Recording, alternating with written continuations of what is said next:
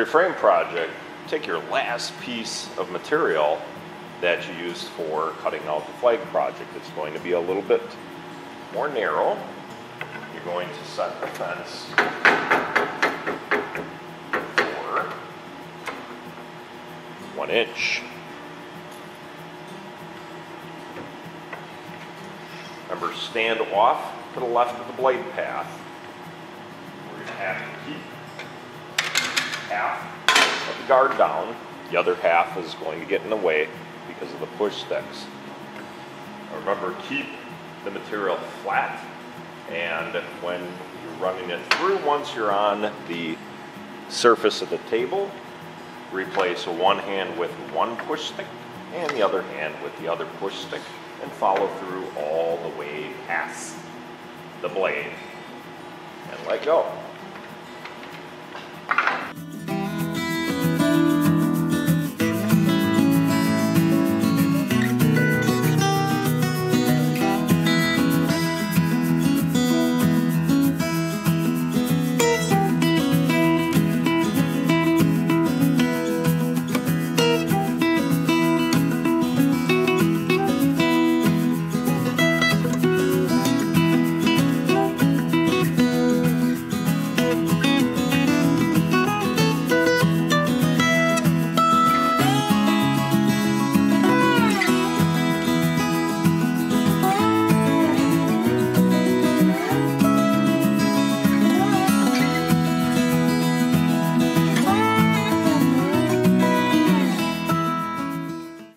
So we're going to use that mark and put it up to the blade and adjust the blade using the front hand wheel just to the top of that mark. So I'm going to move the fence out of the way. I'm going to put my material up against the fence.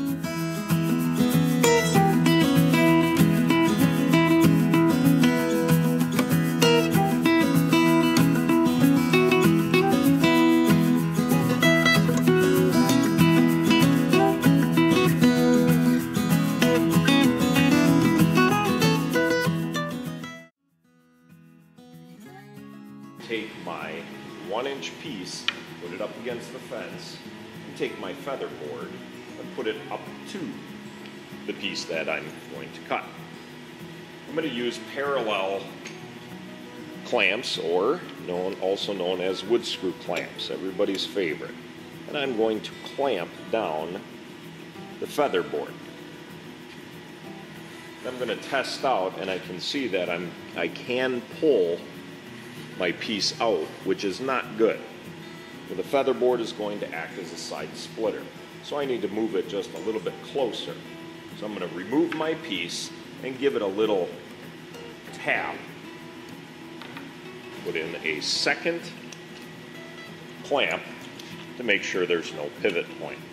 Now you can see that it wants to go in, and it wants to go in a little rough, but it really doesn't want to come out. So I'm going to pull it straight up.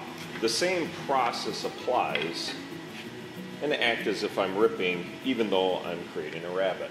I want to put down half of the guard, and I really only need one push stick. I'm going to keep that on the top of the fence. So when I push it through, that feather board is going to grab onto my material and keep it tight against the fence. Then the blade's going to cut. I still want to control my piece as I pick up that last push stick and push it through with one hand past the blade and let go.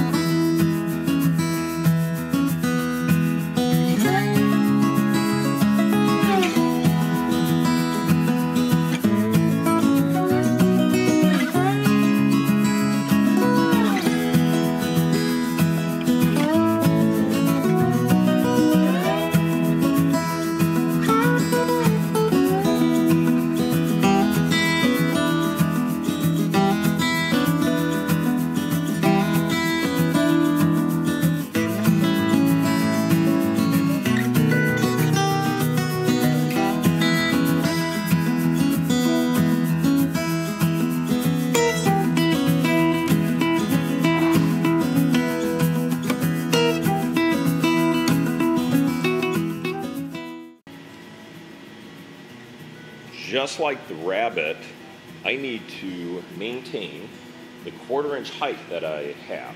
However, this time I'm going to set the fence for 1/4 of an inch, and I need to readjust the feather board. So if I pick this up and bring it down to 1/4 of an inch and lock it down.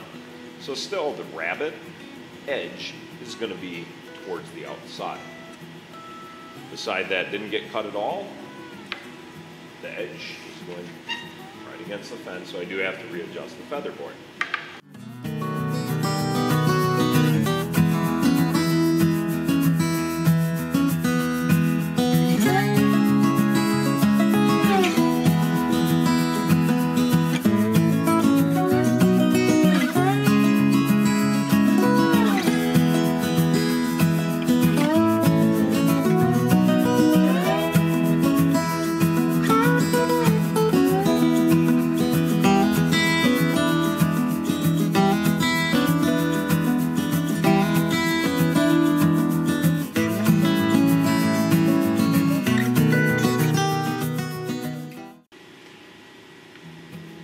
After you rip down your rabbet and your groove on the table saw at, once again, 7/8 of an inch in and 1/4 inch in, you're ready to cut your miters. You need 4 pieces that are going to wrap around your back board. The board, when you measure, you want to make sure that you're going to have enough space, and you're going to measure right from the inside corner and put a mark.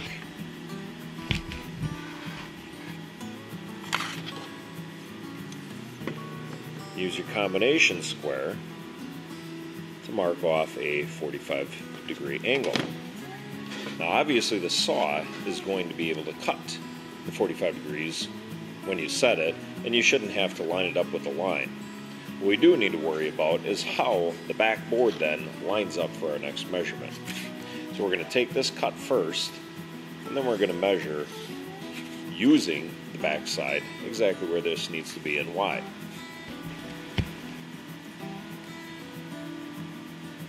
The 45 degrees needs to be cut towards where the smaller inside part of the frame is going to be towards the rabbet. To turn the saw, you saw this in the miter saw safety lesson. You lift the miter latch and turn and drop it into 45 degrees. You want to make sure your hands are 6 inches away. Line it up with your mark. Pull the trigger, bring it down into your material, let go of the trigger, but hold the handle down until the blade stops to eliminate from the small scrap piece pulling up on us.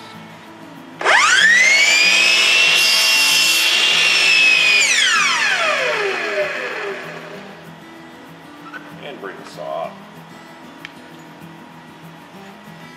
I pre-cut some pieces for our frame to show you how we're going to cut. Ultimately, when all these pieces are together, my back piece should be able to lay flat in the rabbet with a little bit of space. When I flip it over, you won't be able to see any edge or face of the frame, any edge really that was cut. To get those miters, we had already cut one of our corner pieces. On one of our samples, I'm going to bring one in and zoom up. And when you look very, very close at each corner of your back, the miter terminates just when the rabbet starts on both sides. It is not cut in between, and it is not cut to the length. It is cut, once again, right where the rabbet starts. If you leave a little bit more, you can always cut more off. You can't really put any more back on. So when I bring over my piece to cut my back, I'm going to show you exactly where to line it up in the corner on this first side. You can see where I have it lined up. And And once again, you can leave it hanging over just a little bit. Now on the other corner, when I'm ready to mark, what I need to do is mark where that rabbet is going to start. If I flip my combination square around then, I don't need the back necessarily here. I already have my mark. And I can leave maybe a pencil width ahead just to make sure I have a little bit of play.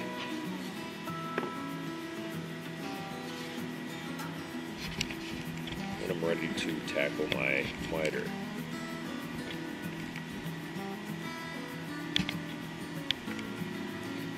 If I do this a few more times, now my next miter needs to go this way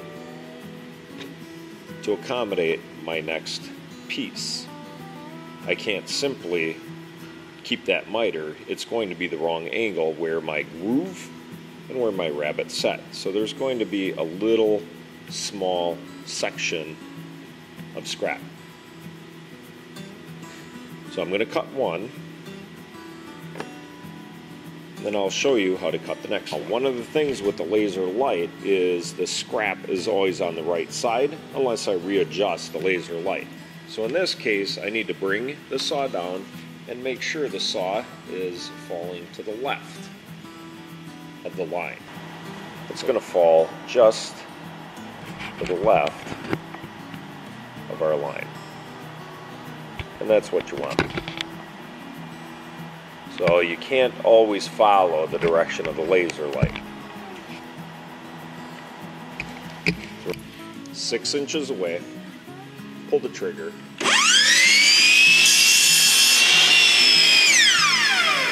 Let go of the power trigger, keep the machine controlled and held down until it stops, and bring it up.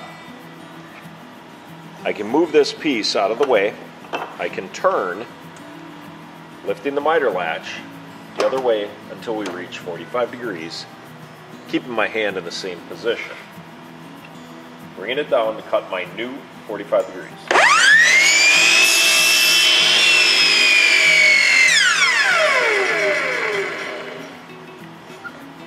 Bring it up, remove my scrap, turn it 45 degrees the other way, and I can cut my next piece after I measure it.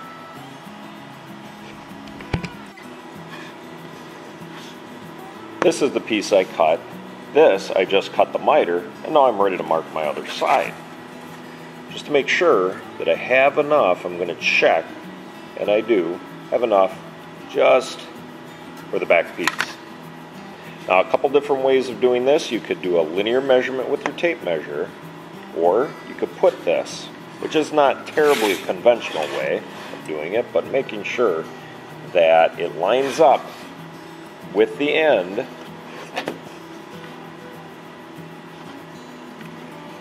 and it's positioned the same way. Now remember, people, that the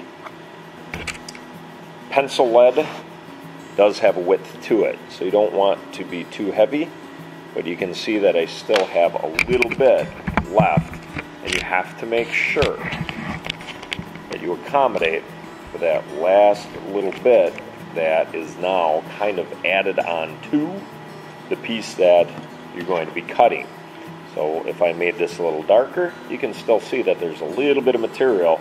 So in this manner, I want to take my line off when I do cut.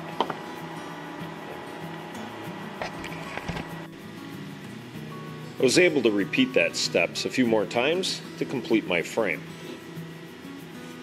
Now it's time to test to see if the back fits within the rabbets.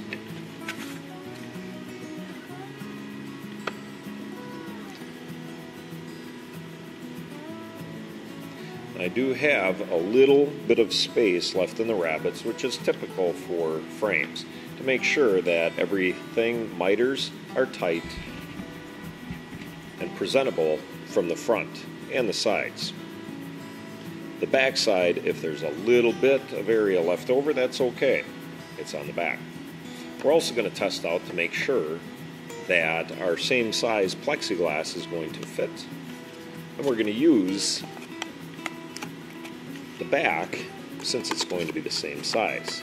And you can see that it's still going to be a little to the inside of the groove on both sides to accommodate the depth of the groove, which is the same depth as the rabbet.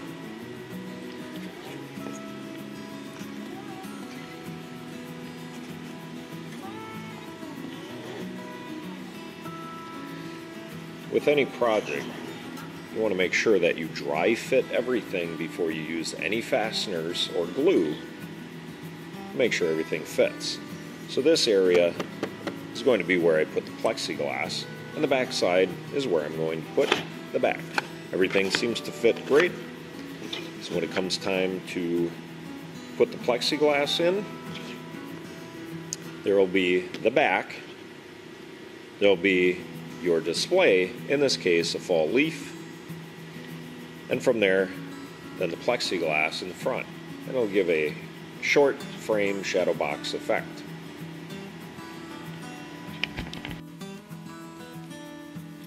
After you get all your pieces cut out, one of the things you want to do is make sure that the interior is sanded.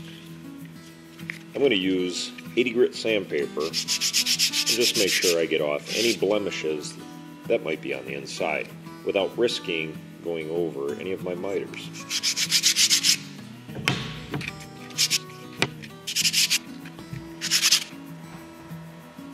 Depending on your finishing process, this is going to be dependent on the type of sandpaper that you use. I'm going to keep my frame raw. I'm going to keep it natural.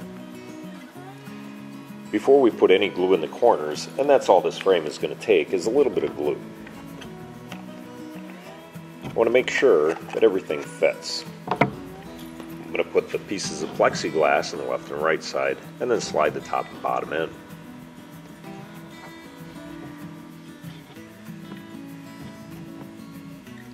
Ask your instructor for the large rubber band we're going to use as a clamp. Be careful as to not snap the rubber band, but spread it out over your project.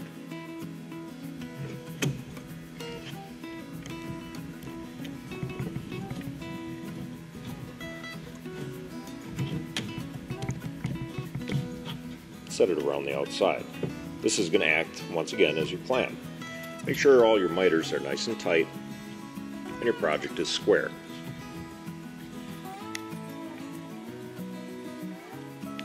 Once you see that everything is 90 degrees and will fit, we'll lay each piece down as it's going to go into the frame. We'll add just a little bit of glue in each corner. If it does ooze out, we want to make sure it oozes out either towards the back or on the point of the miter. We want to make sure that we do not end up with glue inside the plexiglass or near the back. It's going to be too difficult to remove.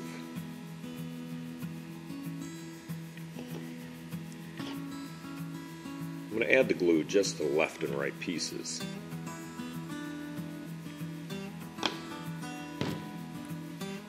I'm going to flip up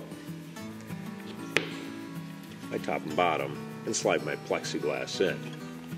The reason I'm doing this is to make sure that the glue doesn't fall. If I were to do the top and bottom, doesn't slide down to the table as I'm trying to fit these pieces in. The left and right, tip up, and fairly quickly get into the miter so the glue doesn't drip. If it drips, that's okay. Wipe it off with a damp cloth.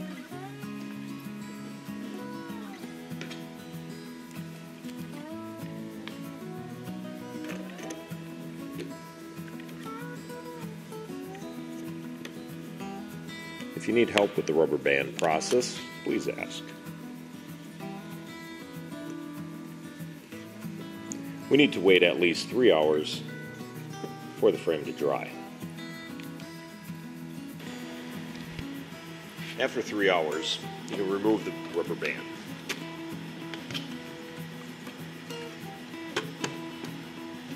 flip your frame over and make sure your 7" by 7" piece fits between the rabbets. If there's a little bit of play, that's a good thing. When you flip it around, you can't see the plywood edge, and that's the reason for the rabbet. If we didn't have the rabbet and attached a back, you would see a plywood edge. Having the rabbet and having the depth of cut allows us to have it set flush against the wall. The plexiglass is raised up enough where we can fit a nice leaf in there, or whatever you choose to display. The orientation of the frame, because it's 7" by 7", the grain pattern of the back is going to be up to you, which way you want it to go.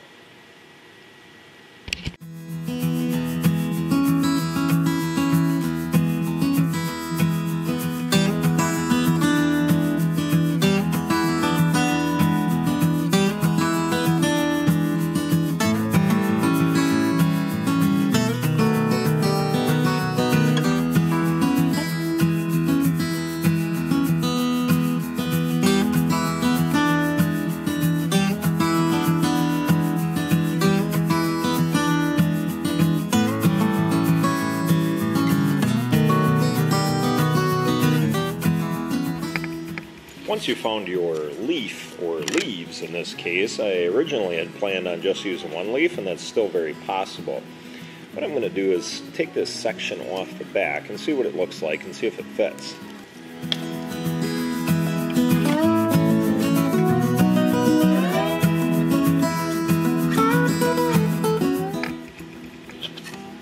One of the many things that we have are a lot of scrap pieces of material that are still very usable. This board here, I'm going to set my leaves on and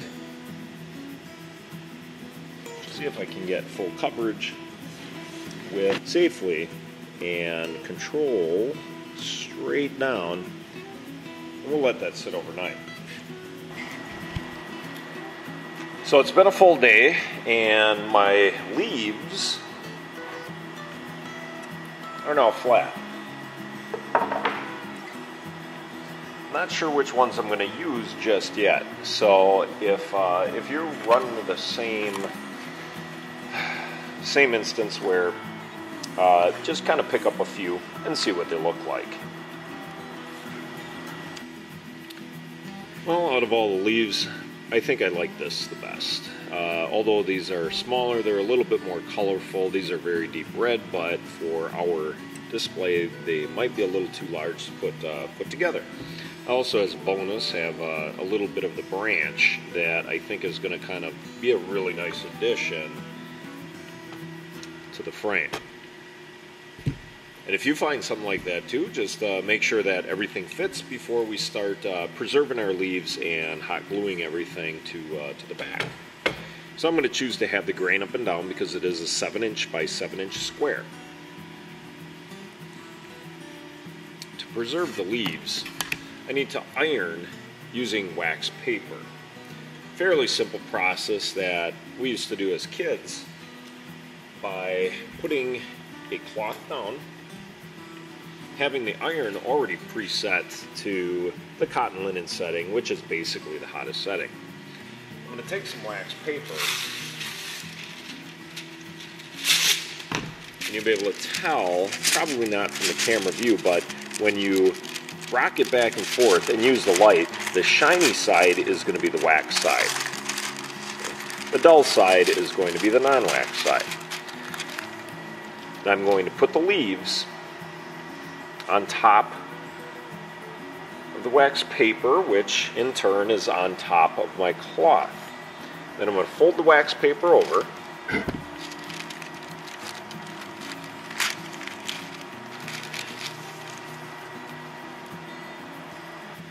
and then fold, in this case, just a t-shirt over.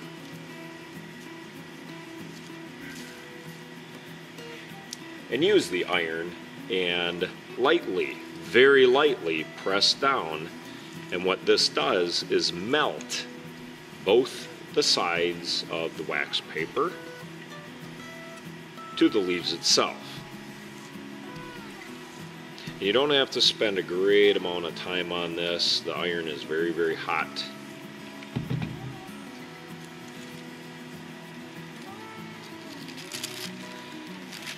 So we flattened our leaves. We have a very light wax on the leaves to preserve them. And now it's time to set up our frame on how we want it and get the hot glue.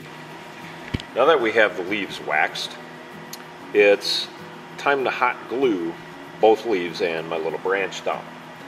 The concept of the wax is to kind of preserve the colorful nature of the leaf. I'm not sure the advancements in wax paper and if these leaves are going to dry out, but you can always use the frame for something else if the leaves don't happen to pan out. So I'm going to move those leaves, and I'm going to start with my small little branch. And I'm just going to put a very small dab of glue and bring the branch back over and let that set in the hot glue. We're not holding up a massive amount of weight, so just a little bit would be just sufficient.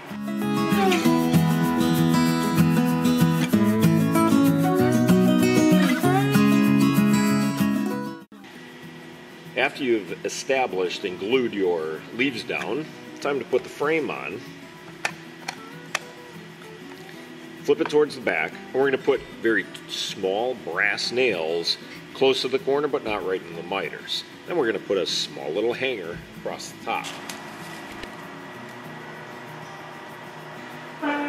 The head of the nail will be enough to catch and not go through the back. We don't need a lot of them, we're only going to use 4. You have to remember our rabbet is 1/4 of an inch wide. So wherever you put the nail, it has to be within that 1/4 of an inch area. Once again, we only need about 4 nails.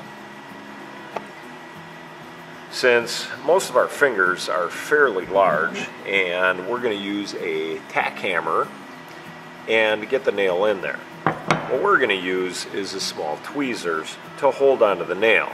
So the tweezers actually become our new fingers. It's a lot easier and more efficient. We're going to hold the nail in position about 1/8 of an inch in and tap lightly.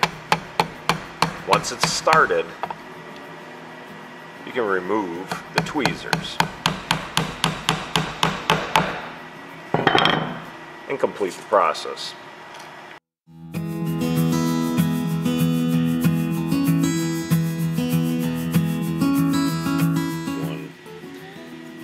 You'll be given a small little picture hanger, little alligator hanger, and you're going to see that in the middle there's, in this case, 3 little notches. We're going to, and I already measured, 4 inches because we have 1/2 inch here, 1/2 inch here, and my back is 7, make a total of 8. So I already have my 4-inch mark. So we're going to get that middle V right at the center. Use our tweezers again, use our tack hammer to tack our hanger down.